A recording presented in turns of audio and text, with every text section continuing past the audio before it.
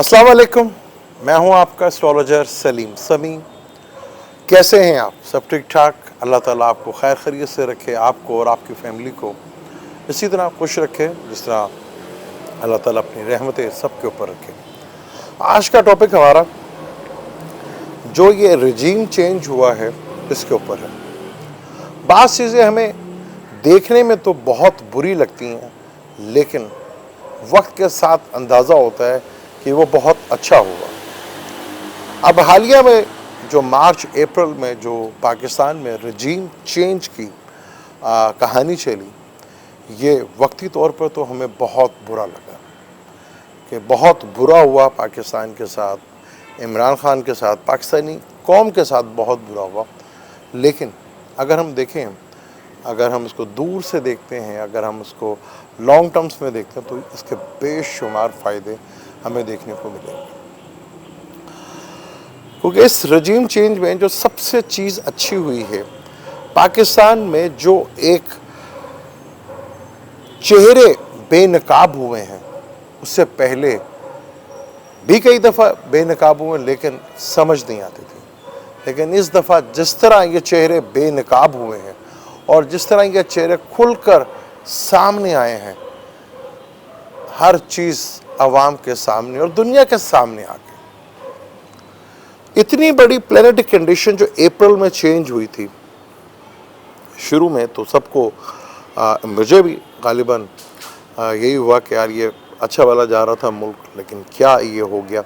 लेकिन जब deeply study करते हैं, और जिसमें मैं बहुत अरसे से काम करता आ रहा हूँ, 2016 से उस पर मैं बात कर रहा था कि दुनिया में मुसलमानों के लिए बहुत बुरा टाइम है, और ख़ास तौर पे इंडियन मुसलमानों के लिए तो बहुत ही ज़्यादा बुरा टाइम है, और उसमें पाकिस्तान के लिए भी बहुत बुरा टाइम है। मांगा था अल्लाह के नाम के ऊपर, लेकिन आज तक ये मुसलमान तो क्या, ये तो एक सुन्नी स्टेट बन के रह गया। तो उसकी सज़ा, गुनाहों की सज़ा हमें इस रूप में मिली कि यहाँ कभी भी जमहूरियत, कहा तो ये गया था कि जमहूरियत होगा, यहाँ पर सब कुछ होगा, लेकिन जमहूरियत के नाम पर जो यहाँ पे नंगा नाच नाचा गया, और जो पर्दे के पीछे लोग थे, किस तरह लोगों को ब्लैकमेल करते रहे। कुछ ओपन आके 30 से 35 साल हुकूमत की, और कुछ पीछे बैठकर अपने जो पपेट्स थे उनको बैठा के हुकूमत की। लेकिन वक्त, ये सबको पता था। गालिबन जितने में जो जानते हैं लोग, जो मेरे साथ एक अरसे से रहे हैं, तो मैंने बहुत दफ़ा अपने जो जहाँ पे हम बैठते हैं उससे कहा था कि यही शख्स है जो इनसे टक्कर ले सकता है। और अब पाकिस्तान के जिस तरह चीज़ें एक्सपोज हुई और जिस तरह चीज़ें यहाँ पर, हम तो बदनाम करते थे ना कि सियासतदान मुल्क से बाहर चले जाते हैं। असल में कोई जर्नैल, कोई चीफ जस्टिस या कोई ब्यूरोक्रेट पाकिस्तान में रहता है रिटायरमेंट के बाद, कोई भी शख्स हमें देखने को नजर नहीं आता। ये चीज़ वक्ती तौर पे हमें बहुत बुरी लगी, लेकिन इसका रिजल्ट बहुत अच्छा नज़र आएगा आपको फ्यूचर में।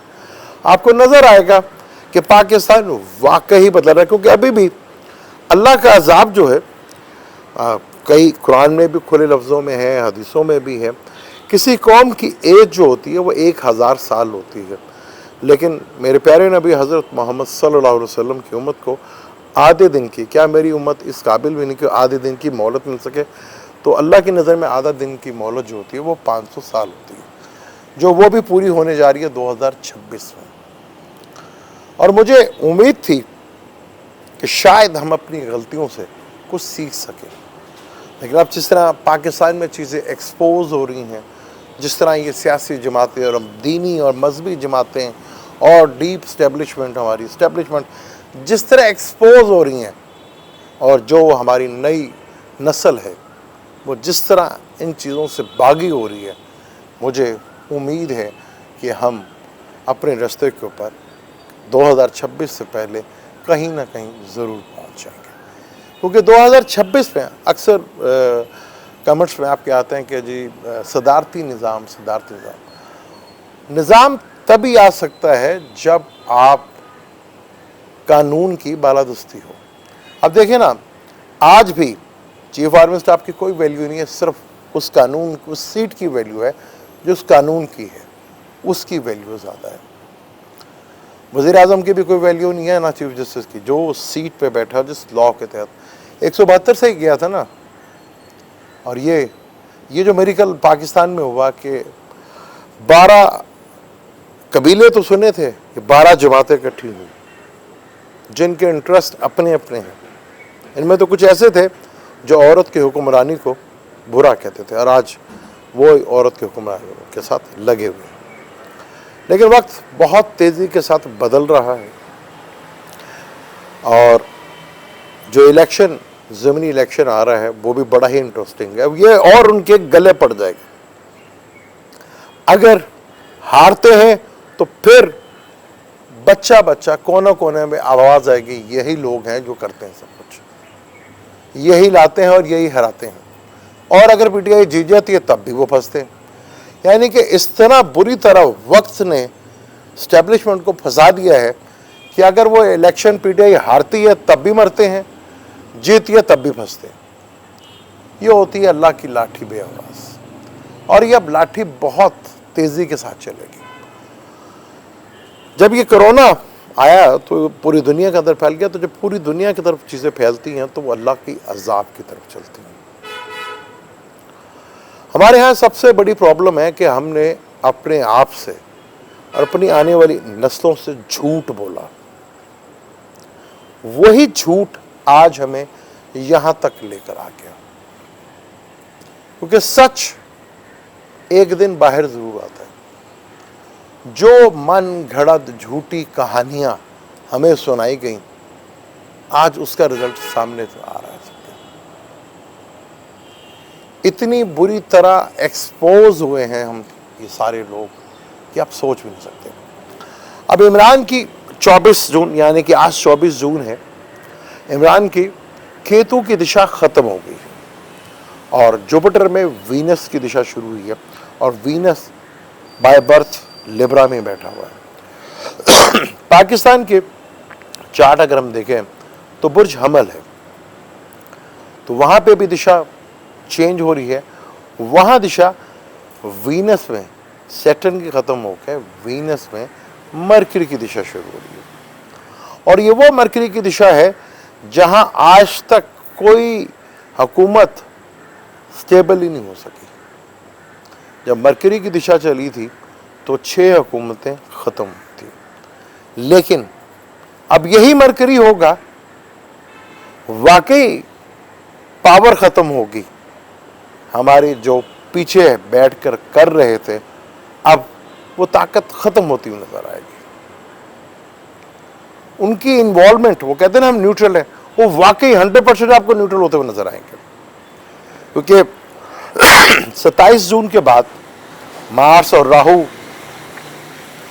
आने वाले हैं और सैटर्न वापस कैप्रिकॉर्न में आ रहा है, तो सिनेरियो इतना तेज़ी के साथ बदलेगा और इतनी चीज़ें एक्सपोज होंगी कि आप सोच भी नहीं सकते कि इतना कुछ और इतना कुछ देखने को मिलेगा। ख़ास तौर पर जब राहु आ चुका है भरनी नक्षत्र में, वीनस का नक्षत्र, जब मार्स भरनी के नक्षत्र में आएंगे तो आपको ऐसे ऐसे राज खुलकर बाहर आएंगे, ऐसी ऐसी चीज़ें लग पता जाएगा सारी दुनिया को कि राहु वीनस होगा तो पूरी दुनिया का। लेकिन पाकिस्तान में तो ये चीज़ें पहले से खड़ी हुई है ना, तो आपको यकीन करना मुश्किल हो जाएगा। इस तरह चीज़ें एक्सपोज होंगी।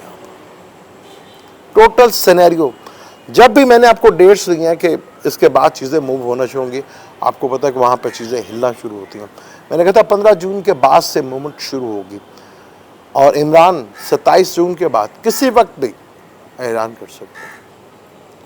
क्योंकि भरनी नक्षत्र भी बहुत ख़तरनाक नक्षत्र है, जो मौत भी देता है और जीवन भी देता है, शुरुआत भी नहीं करता। और राहु नई चीज़ों का, क्लूजन का कारक और एरियस जो है बिगिनिंग का कारक है। कोई नई चीज़ अब आएगी और ये नई चीज़ इस तेज़ी के साथ आपको दिखेगी कि यहाँ पे हालात इस तेज़ी के साथ जो बड़ा किस्म रहता है कि हमारे कंट्रोल में, वो इतनी बुरी तरह फंस चुके हैं कि अब ये इलेक्शन भी उनके गले पड़ जाएगा। और जो कंडीशंस है, एक सूबे की हुकूमत, जैसे मैंने पहले भी कहा था, वो प्रॉब्लम में आएगी, और जो हमारी मरकज़ की हुकूमत है उनके लिए भी ट्रबल आती हुई नज़र है। क्योंकि सन ने जैसे जुलाई में कैंसर में आना है, आपको बहुत सी चीज़ें डिस्क्लोज होती हुई नज़र आएंगी। क्या हम अब के 14 अगस्त ग़ुलामी की 14 अगस्त मनाएंगे, या सिर्फ जिस तरह फिज़िकली हम मेंटली तौर पे भी आज़ाद होंगे? क्योंकि जो झूठी सच्ची कहानियाँ हमें सुनाई गई और जिस तरह हमें बताई गई, आज वही चीज़ें खुल के सामने आ रही। अगर कोई समझता है कि अगले 4-5 साल हम उसी तरह पुराने निज़ाम को चलेंगे, ये निज़ाम कैसे चला रहे हैं 1980 के तरीके, पिछली सदी को, आज 2022 है और हमारे यहाँ पिछली सदी की कहानी दोहराना जा रहे हैं कि पिछली सदी की तरह कुछ हो जाए। अब ऐसा नहीं होगा। आने वाले 3 साल इतना, मैंने आपको कहा था ना कि जल्दबाजी नहीं करनी और ना ही जल्दबाजी में कोई चीज़ होगा।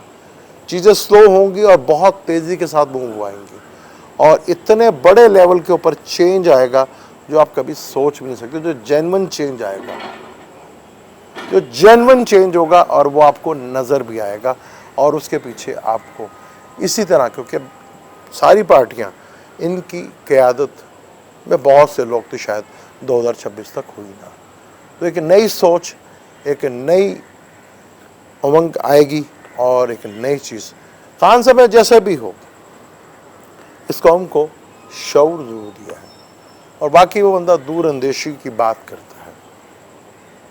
और यहाँ पे जो हालात हैं, मैंने आपको बताया कि वीनस पाकिस्तान के दूसरे घर में मार्केश भी खिलाता है, तो यहाँ थोड़ा सा आपको लगेगा रिलीफ मिलने वाला, पैसे मिलने वाले हैं, लेकिन ये पैसे गले भी पड़ेंगे। यहाँ पर बहुत मुश्किल टाइम है, आगे चीज़ें बहुत तेज़ी के साथ सिनेरियो बदलता नज़र आ रहा है। इमरान खान के लिए कुछ चीज़ें फेवर में जाती हुई नज़र आ रही हैं, और कुछ इंटरनेशनल ताकतें भी इस तरफ मजबूर हो जाएंगी जहाँ शायद आपको फ़ौरन से भी इमरान को सपोर्ट करते हुए चीज़ें नज़र आएँ। और जिस तरह प्रेशर बढ़ रहा है, और ये बैरूनी मुल्क का प्रेशर भी बढ़ेगा, और अंदरूनी मुल्क से जो प्रेशर है वो बहुत शदीद किस्म का आपको नज़र आएगा। ख़ास तौर पर नॉर्थ और साउथ की साइड से आपको काफ़ी कुछ प्रेशर जो है बिल्ड होता हुआ नज़र भी आएगा और दिखेगा भी, और चीज़ें बहुत तेज़ी के साथ अगले 10 अगस्त से 27 जून से लेकर 10 अगस्त तक इंतहाई मुश्किल टाइम है, जहाँ बहुत कुछ तेज़ी के साथ फिर अगले, जैसे मार्च में और अप्रैल में मैंने कहा था कि आप सोच भी नहीं पाएंगे, हर 2 घंटे के बाद कंडीशन चेंज आना शुरू होगी।